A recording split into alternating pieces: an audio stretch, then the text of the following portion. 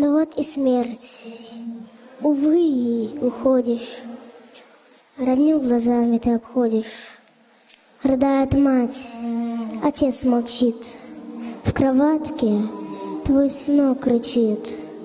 А ты уже ушел, границу жизни перешел. Господь твой истину сказал, все, как посланник обещал.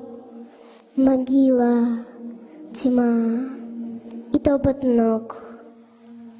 Вот он, итог твоих прожитых дней и тех ночей, что ты молился до утра, читал Коран, вызывал дуа, и со слезами на глазах в суджуде ты шептала Аллах, и о прощении просил, и что есть сил, дела благие совершал. Людей к исламу призывал, ты знал, что смерть и за тобой придет. За все ты будешь отдавать отчет. Грядет. Твой судный час уже настал, и пред Аллахом ты пристал.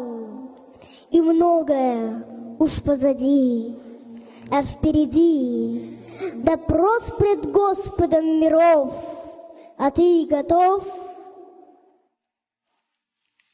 Настал момент суда, дрожишь от страха и стыда, и никогда ты не посмеешь взор поднять, что-то ответить или сказать, но ты стоишь, не дышишь и молчишь, стоишь пред тем, кого боялся, в чьей помощи ты каждый день нуждался, кому людей ты призывал, в Коране чьи слова читал, мечтал о встрече с Господом своим.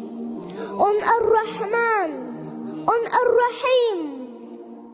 Твои старания и мечты тебе сегодня помогли. По милости своей Аллах сокрыл твои грехи, а страх на радость заменил.